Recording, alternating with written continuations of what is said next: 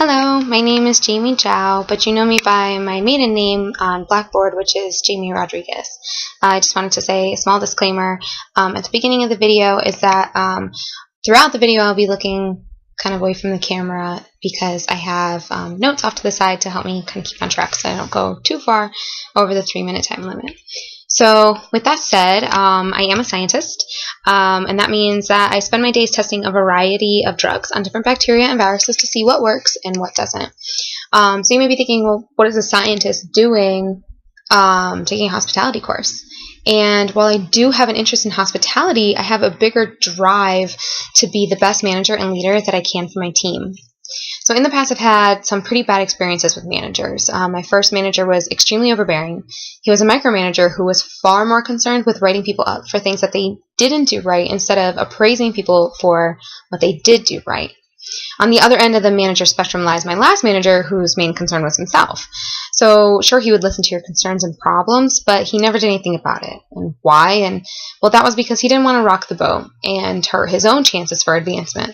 So he would give you this illusion that you were being listened to, but would never really do anything about it. And so nothing ever got solved. And it was very frustrating.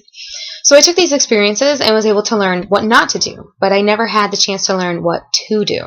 That's when I saw this class and jumped on the opportunity to learn a few new things. I'm not sure that everyone in the class read the book, but I did, and it was phenomenal. And so if you or if someone you know did not read the book, I highly suggest doing so because it is just so insightful, and it really helped me reflect as a leader on what I've been doing right and what I could change for the better. So for the sake of time, I'll quickly touch on what I think is the most important point in this book, and that's empathy for your team. Let me stress that word again, team. Managers see their employees as just that, just employees. But leaders see their employees as their teammates. These are the people that are going to help you get things done. So you have to be the captain of your team, not the dictator of your workplace. Having empathy for your team means a few things. First, it means not giving your employees tasks that you yourself wouldn't do.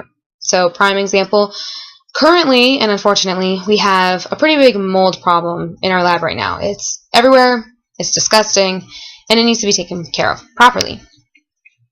So that means getting into some nasty clothes and scrubbing everything down with bleach. As a manager, I could tell my techs to do it. Just sit in the office and work on some paperwork and tell them to go ahead and clean up the mess. But instead, as a leader, I rolled up my sleeves and have been cleaning right along with them. And my techs have even commented on how much they appreciate my involvement and how disappointed they are that other managers from the other labs haven't joined in.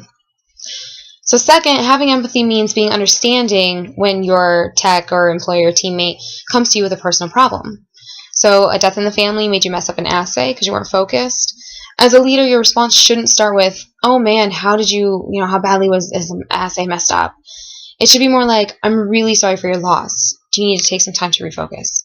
Leaders care about their workers, while managers care more about the work. But take care of your workers and the work will get done. So time's up, so that's where I'll leave you for now. Again, if you haven't read the book, do yourself a favor and give it a read. Mine's actually full of Post-it notes, just to serve as little reminders, mark the points that I should revisit every now and then. Anyway, I hope you enjoyed my video, so happy holidays.